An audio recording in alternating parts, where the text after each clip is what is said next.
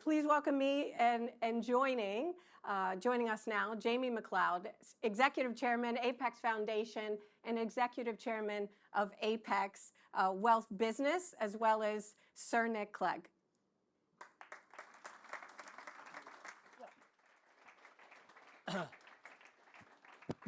Afternoon, ladies and gentlemen. I hope you can hear me.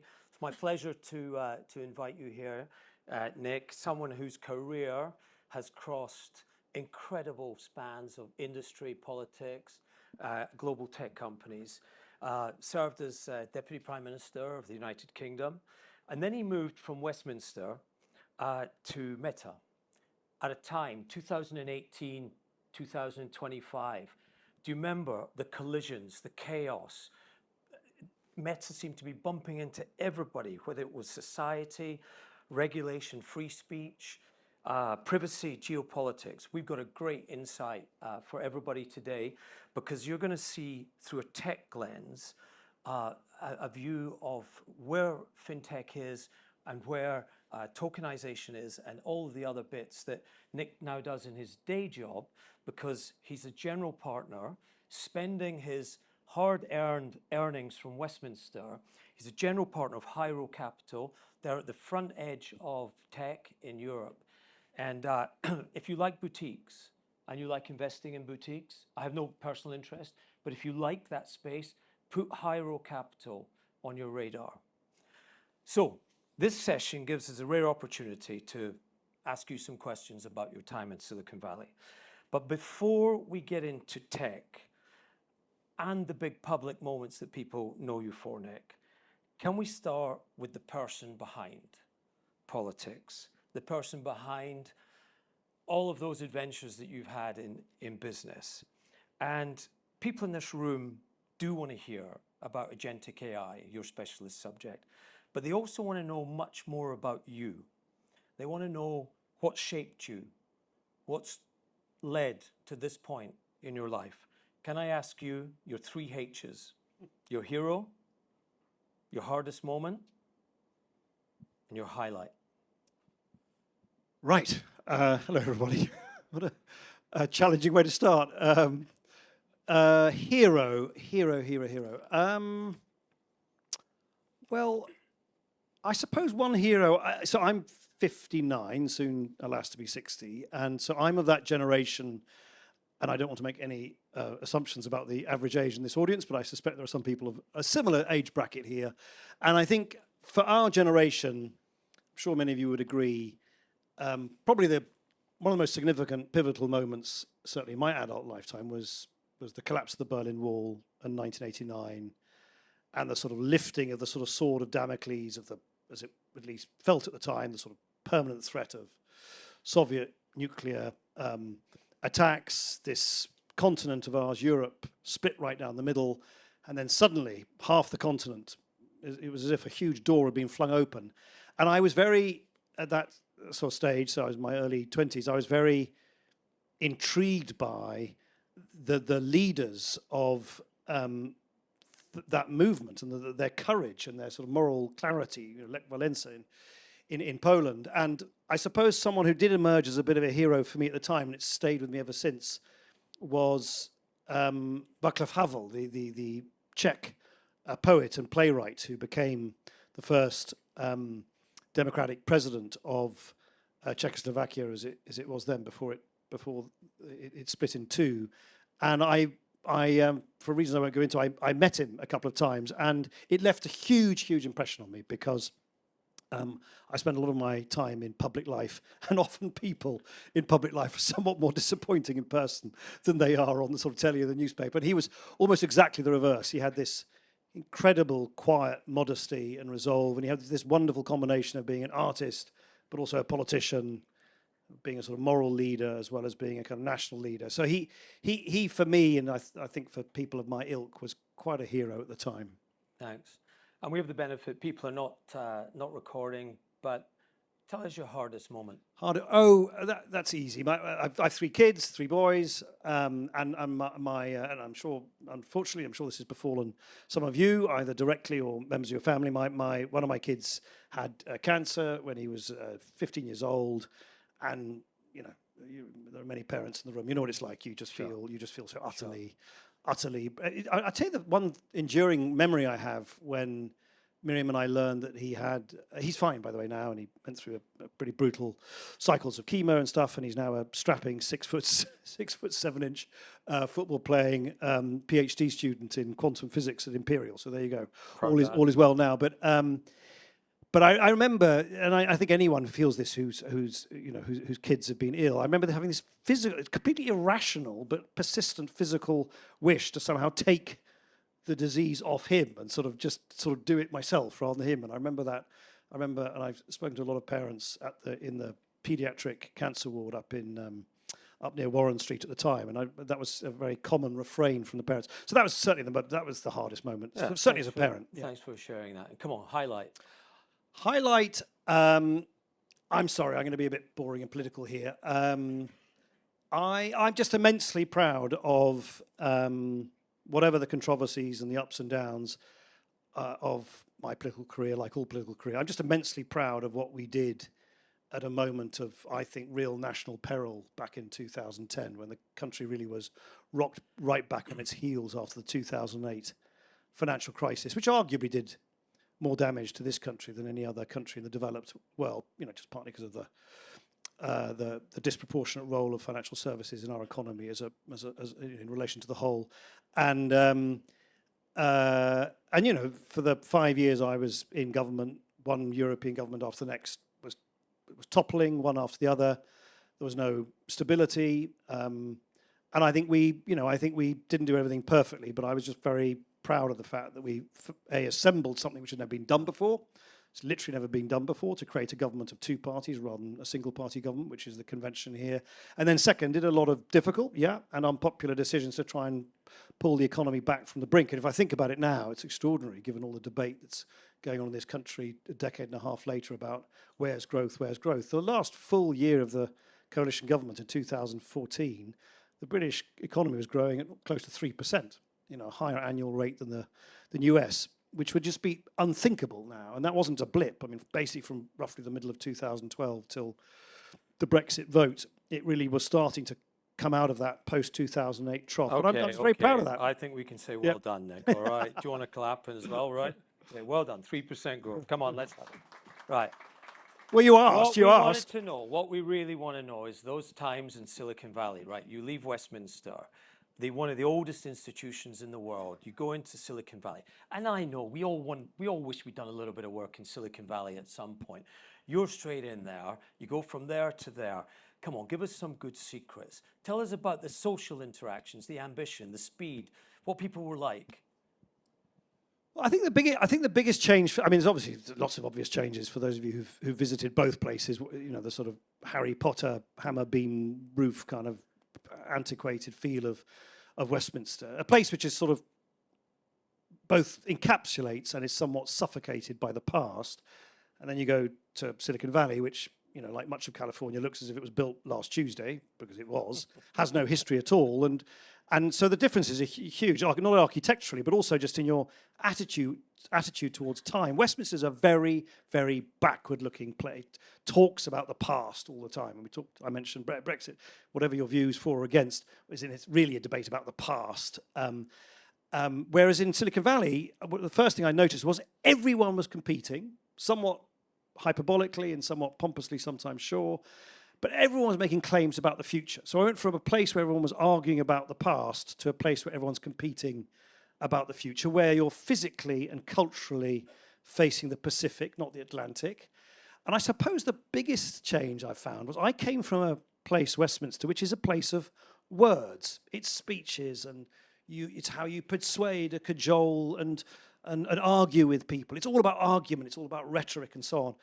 And I went to a company, which is a company of engineers. I'm not an engineer, where I discovered it doesn't matter how pretty or uplifting one's rhetoric is, it's not about words at all. They want to see data and systems, and it took me a while to kind of wean myself off that reliance on sort of rhetoric and political prose, and really kind of rewire my brain to be able to communicate with engineers who wanted data and systems. And so that was probably the biggest cultural shift. I remember, I remember in an early meeting with Mark Zuckerberg and Sheryl Sandberg and various other people, someone in the room asked me, so Nick, what would your percentage estimate be of, and I can't remember what it was, that government X would do Y? Anyway, I thought it was like a preposterous question that I could put a percentage probability on a wholly unpredictable political outcome. So I said, jokingly and somewhat facetiously, I said, oh, I think about 27.36%. Obviously thinking it was just a joke. And everyone was busily writing it down as if it was a precise prediction. So I quickly learned that both humour and rhetoric didn't work there. So it was working with engineers was the biggest cultural shift for me. So Nick, I want to just move it on a little bit, and you did a great job at Meta, so well done. I want to go into tech innovation, but I want to keep it on financial services. Do you mind if we just keep it there? And my question to you is, where is the innovation sitting? Who's got it? Is it with governments? Is it with companies? Is it with the capital, or is it with the tech itself? Well, look, I don't have a fintech background, so and I defer to everybody in the room on that front. But it doesn't seem to me to be governments, and of the four that you mentioned, it's a combination of capital and technology, and how those concatenate, and how technology is used to transform the way that capital is raised and allocated, and so on. And of course, it is this extraordinary American phenomenon where these very, very deep, powerful, liquid capital markets are combined with this astonishing explosion in a very, very capital-intensive technology. I mean, it's something which I think people often forget is large language models, the so-called, what's called transformer-based paradigm of artificial intelligence. I mean, artificial intelligence has been around since the 1950s, but the latest version of it, generative AI, based on it's called generative because it generates, as you know, a probabilistic and tokenized guess in response to human prompts, is a spectacularly inefficient technology. It's unbelievably inefficient. It is almost monstrously inefficient. If I ask one of these AI bots, how to get to London Bridge Station, and I'm only slightly exaggerating for effect, they kind of boil the ocean in data terms to give me the answer. It's a ludicrously inefficient way. And it's very, very, very capital intensive, which is why there's only a tiny number of American and Chinese companies that have got the resources to buy the compute, the GPUs, and other silicon, and the data and the energy and the water and the data and so on and so forth. And so I think it's that combination of capital intensity with the transformative nature of this particular paradigm of artificial intelligence that is really driving innovation forward, certainly in financial services and I would argue across the whole technology stack.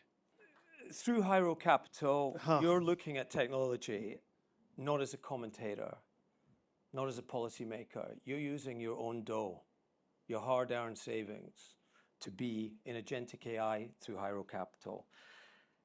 I want to just ask you, we all know the storybook. It's a threat to some people. It's an opportunity to others. Leave that well-trodden path alone. Is agentic AI a test of leadership for governments, companies, and boards? Because it's on every board agenda. Look, agentic AI is just the inevitable and wholly unsurprising evolution of the journey we're on. It's the consumer facing, it's the sort of UI of this underlying technology. So you're moving from general bots to something which becomes much, much more personalized, learns more about you, develops a kind of relationship with you, acts on your behalf, interacts with other agents, can execute your instructions increasingly autonomously. And so I regard that just as something which is, it's wholly inevitable. You need to choose, each and every one of you, how much use you think you can make of it, how useful it is to your business, to your daily life. But I think it will. I mean, we will all interact with agentic AI much as we've all interacted with search engines in an almost intuitive way for the last 20 years. I don't, for what it's worth, think it's the most important evolution in AI. I think it's the latest kind of manifestation of the way which we interact with the underlying technology. I think the interesting thing is that the underlying technology is incredibly powerful, extraordinarily versatile, does remarkable things exceptionally well, but is also still deeply flawed and in some important respects, architecturally, still quite stupid. I mean, LLMs can barely read PDFs. LLMs don't understand the physical world. They can't navigate the physical world. So you're going to it's going to be this odd phase where you're interacting with an agentic AI, which is drawing from these transformer-based model or models and interacting with you in increasingly seamless and often sort of humanoid forms. And yet don't forget that the underlying sort of architecture has some real limits to it. I mean, probabilistic AI will always, however much you minimize it, will always sometimes make mistakes. So I think the real thing to ask is AI as a sort of paradigm, much like generative AI was a significant new paradigm from the kind of machine learning phase from the sort of 50s to ChatGPT, are there going to be other paradigms beyond LLMs? And my intuition is that there definitely will be, that we will look back on LLMs, odd though this might be to assert this now, as breakthrough technology, but certainly not the most high-performing kind of AI technology. Let's just bring this a little closer to home. There's almost $40 trillion in the room today. There's 120 C-suites. I want to move on and talk about leaders. You have access to the best brains in this world. You've got investment managers, you've got analysts. If they were here and we said to them, are the leaders of businesses and financial services moving quick enough, what would they say? I genuinely find that quite difficult to answer because I think the tough questions are coming. Because I think both might be true. In other words, I think there might be some companies and enterprises that are asleep at the wheel and others that are spending a ton of money on tokens with very little productivity uplift. And I think both are true at the same time.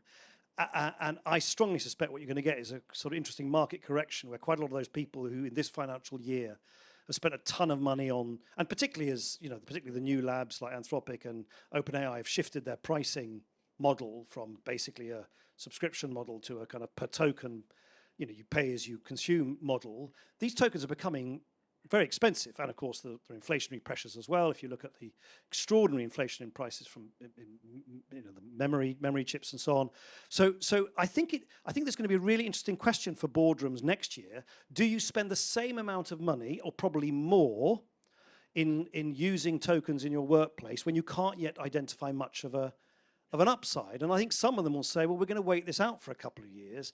And then the question is, will they have made a catastrophic mistake, and will their competitors who keep doubling down on using, buying up these increasingly expensive tokens, will they steal a march on them? I don't know the answer to that, and I suspect it varies enormously from company to company, and I don't envy the boardroom discussions that have to make these adjudications. But the problem is that the promise of a sort of epoch-defining improvement in of productivity in AI is currently a promise and not a reality, generally speaking. I mean, of course, some functions and so on.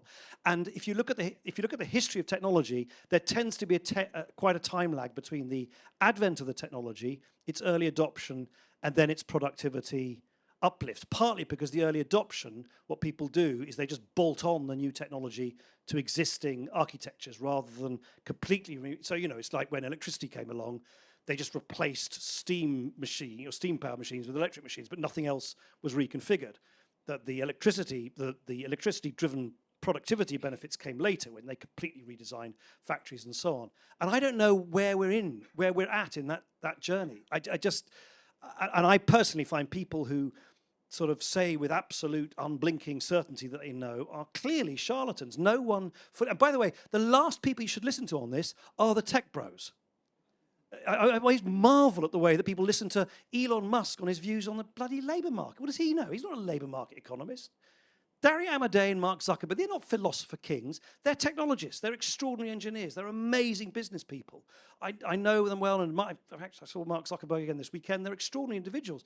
But they're not. Technologists often think, particularly in Silicon Valley, that if they've invented something on a Tuesday, everyone's going to use that technology on a Thursday. What they often underestimate is the huge time lag or even human resistance to use it. So it took, sorry, final point, I know it's a long answer, but I hope it's of interest. It took, what, 25 years more for desktop computing to become a technology which was available to a technology which was prevalent in every office in the land. It takes a while, and I would look out very carefully as you analyze all of this, not at the sort of fact of the technology, but the pace of its adoption. And I suspect that pace is going to be more uneven than people currently think. I don't think it's going to be this linear thing. That's certainly the evidence as I see it today.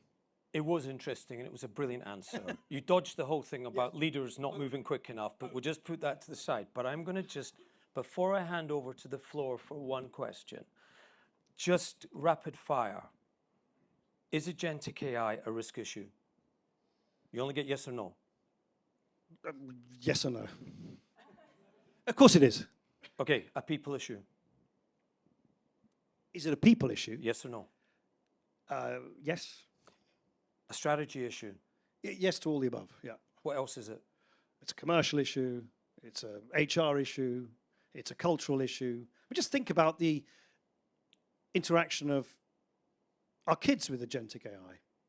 I mean, if you think the controversy around social media has been a big thing, you wait till you see more and more kids falling in love with their AI agents, following their instructions, up all night talking to them. I mean, the implications are significant. But as I say, I think in terms of the big turns of the technological wheel, agentic AI in and of itself is not the thing. It's where do these LLM models, what are they superseded by? Okay, Nick, I'm going to bring this to a close, and I'm going to take a risk here. We're going to give the questions, a question to the floor, and I just want to deal with you on one thing. You're not going to call them pompous. Can I have a question from the floor? Okay, that's brave enough. Nick Feingold, a bit of an agentic AI specialist, might I say? I wouldn't say I was a specialist, but I do listen to a lot of podcasts, especially the Moonshot one, or the tech, very humble, or the Tech Bros, as you call it, Nick. I guess what I'm interested in is, I think it was only a month ago or 2 months ago that the British government banned social media for under 16s. And my point isn't whether that's right or wrong. It's 20 years after its invention. The political process may have caught up or may not have caught up. I guess what scares me most about AI and new technology is the sheer velocity of change. If you were in Westminster, you know, if we can't get on top of a social media post by advertising to youngsters under the age of 16 inside of 20 years, what chance do we stand with AI and self-recursive learning and the acceleration of that process? And if you're in government, I guess, to sort of fold it into politics, what would you possibly do to help the government keep up? So I think part of that answer, sorry, was it Peter? Nick. Sorry. Nick. Oh, sorry, Nick. Very good. Do you remember that name? Yeah, I think I remember that one. Yeah. I'm familiar with that one. I think for the countries like the UK, what Mark Carney calls middle powers, there's a sort of first order question is what possible leverage do we have in a technology race in which we've basically got no dog in the fight? I mean, we've got lots of innovation in this country, we've got lots of great scientists, we've got a good startup scene, we've got lots of great things to invest in. But if you think this is an industrial revolution, let's be clear, we're a country without a single steam engine of our own. No one in their right mind would train an AI foundation model in this country. No one. Energy is way too expensive. There's far too much ambivalence around. So we have a real sovereignty problem. We are consuming technology invented by the Chinese and the Americans, and we're somehow trying to insert ourselves into totally legitimate societal debate about what should be the guardrails, over which we have no locus whatsoever. Now, one answer to that, and I think actually the previous government and this one have been quite smart. They've created this thing called the AI Safety or Security Institute, which is now genuinely one of the kind of world-leading institutes looking at scrutinizing the performance of models as they're released and so on. So that's one solution. You start developing institutions which you then make available to others. But the most important thing we can do, it seems to me, is work out how in our hemisphere, which whether you like it or not, we're part of the European continent, we can create the scale and size that matters and start developing some homegrown champions of our own so that we actually can sit around the table. Because you're not going to get, first you're right to say that politicians and governments always move more slowly than technology. But the second thing to point out is that technology, this technology is like so many technologies which have preceded it. It demolishes geography. AI knows no boundaries, no borders. It globalizes the world further. Just at the time when politics, for a whole bunch of other reasons we can talk about, is deglobalizing very fast. So the main trend in politics the last 10 years, and it'll carry on, is a return to belonging, anti-immigration, pull up the drawbridge, and so on and so forth. And that's the fundamental dilemma. It's not just pace, it's how on earth do you get governments to cooperate with each other when either you have very little leverage, which is what our problem, or, as is the case at the moment with the Trump administration, they don't seem to be inclined to cooperate with anyone on anything. And so it's both pace, or the lack of pace, and the lack of international cooperation, which really, really worry me. You're quite right to be very worried about that. And it's something which I think, I think the more that the technologists and the politicians actually can talk to each other about that, the better. Nick, thanks for that question. And if you're brave enough to ask a question here, you get a shout out. Nick runs the Fat Gladiators and Curation Capital. And if you ever have 2 minutes, jump on what he does, because he's at the cutting edge. I think we can agree, can I, on behalf of everybody, can we agree he has been a world-class panelist? Thank you, Nick. Really smart.